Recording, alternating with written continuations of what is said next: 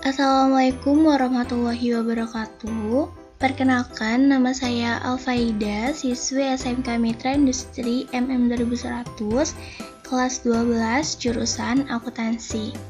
Di video ini, saya akan menjelaskan tentang organisasi internasional. Berikut adalah hal-hal yang akan saya jelaskan dalam video ini. Yang pertama ada pengertian, lalu fungsinya, lalu tujuan, lalu ada contoh. Apa yang dimaksud dengan organisasi internasional? Organisasi internasional adalah suatu organisasi yang dibentuk oleh masyarakat dunia dan merupakan gabungan beberapa negara dengan tujuan untuk menciptakan perdamaian dunia dalam tata hubungan internasional. Pada dasarnya, pengertian organisasi internasional memiliki arti sempit dan luas. Dalam arti sempit, international organization hanya mencakup organisasi internasional publik, sedangkan arti luas international organization mencakup organisasi publik, organisasi private, organisasi regional, organisasi subregional, dan organisasi bersifat universal. Hubungan kerjasama antar negara di berbagai bidang ekonomi, sosial, budaya, iptek, dan lainnya membutuhkan suatu wadah agar berbagai kesepakatan antar negara dapat terjalin dengan baik.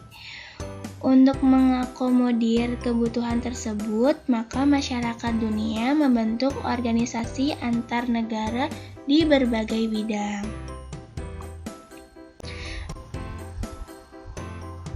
Berikut pengertian menurut N.A. Maryam Green. Menurut N.A. Maryam Green, pengertian organisasi internasional adalah organisasi yang dibentuk berdasarkan suatu perjanjian ketika 3 atau lebih negara menjadi peserta.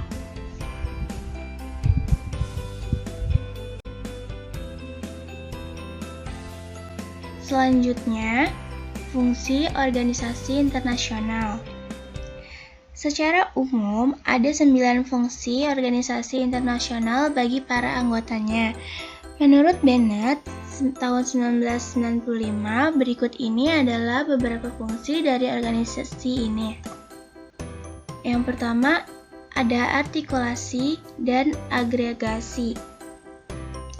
International Organization memiliki fungsi sebagai instrumen bagi suatu negara untuk proses agregasi dan artikulasi kepentingannya. Organisasi internasional menjadi suatu wadah forum, diskusi, dan negosiasi antar negara anggota dalam sistem internasional. Yang kedua, ada norma. International Organization merupakan aktor, forum, dan instrumen yang memiliki peran penting dalam kegiatan normatif dari sistem politik internasional. Misalnya, membuat dan menetapkan berbagai nilai dan prinsip non-diskriminasi. Yang ketiga, ada rekrutmen. International Organization memiliki peranan penting dalam merekrut partisipan dalam sistem politik internasional. Yang keempat, ada sosialisasi. Dalam hal ini, sosialisasi adalah upaya untuk mentransfer nilai-nilai kepada seluruh anggota sistem secara sistematis. Proses ini berkontribusi bagi penerimaan dan peningkatan nilai kerjasama antar negara. Selanjutnya, yang kelima, ada pembuat peraturan.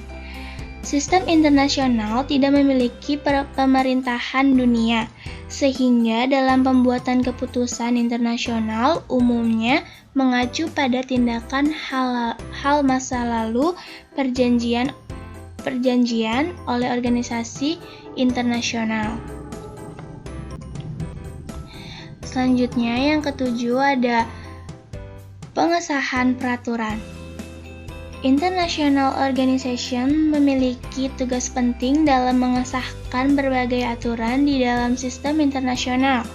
Dalam hal ini, lembaga kehakiman memiliki fungsi adjudikasi meskipun tidak dilengkapi dengan lembaga yang memadai.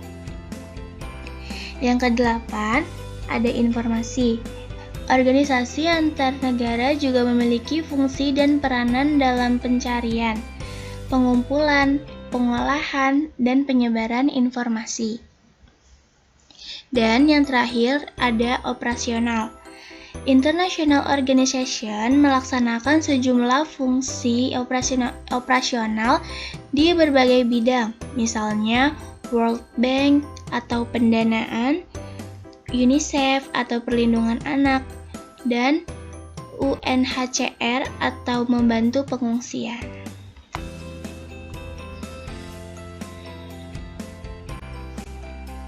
Selanjutnya, tujuan organisasi internasional. Dalam pelaksanaan kegiatannya, organisasi internasional memiliki tujuan yang ingin dicapai, yaitu tujuan umum dan tujuan khusus. Tujuan khusus organisasi internasional adalah untuk menjadikan organisasi ini sebagai forum, wadah, dan alat untuk mewujudkan kepentingan bersama sesuai karakteristik setiap organisasi. Sedangkan tujuan umum organisasi internasional diantaranya, yang pertama, untuk mewujudkan dan mengelola perdamaian keamanan dunia yang dilakukan dengan berbagai cara dan upaya. Yang kedua, untuk meningkatkan kesejahteraan negara-negara di dunia, khususnya para anggota, yang dilakukan dengan berbagai cara sesuai dengan masing-masing organisasi.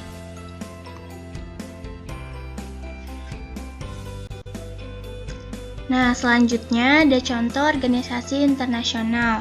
Pada dasarnya, terdapat banyak sekali organisasi internasional yang ada di dunia ini.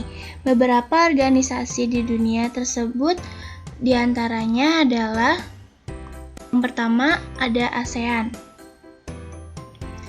ASEAN atau Association of Southeast Asian Nations adalah organisasi yang menjadi wadah kerjasama regional di bidang ekonomi, sosial, budaya, dan politik antara negara-negara di Asia Tenggara. Beberapa anggota ASEAN adalah Indonesia, Malaysia, Singapura, Filipina, Thailand, Myanmar, Vietnam, Brunei Darussalam, Timor Leste, dan Kamboja. Yang kedua, ada APEC atau Asia Pacific Economic Cooperation, adalah kerjasama antar negara berkembang di kawasan Asia Pasifik yang terdiri dari 21 negara anggota. Adapun tujuan organisasi ini adalah untuk menjalin kerjasama antara negara anggota di berbagai bidang, seperti investasi, perdagangan, pariwisata, dan sumber daya manusia. Selanjutnya, yang ketiga ada United Nations atau UN, atau lebih kita kenal dengan istilah Perserikatan Bangsa-Bangsa atau PBB.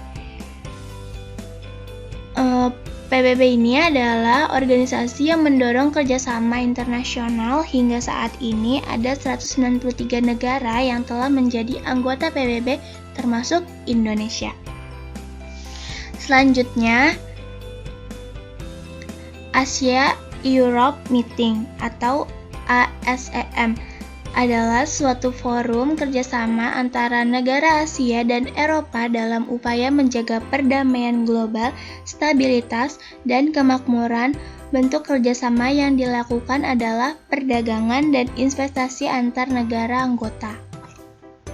Terakhir ada FAO atau Food and Agricultural Organization, adalah organisasi antara negara di bidang pertanian dan pangan di mana tujuannya adalah untuk memajukan sektor pertanian, peternakan, perikanan, kehutanan, pengairan, dan lain-lain.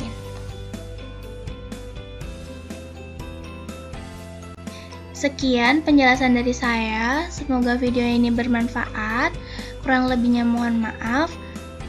Wassalamualaikum warahmatullahi wabarakatuh. Terima kasih.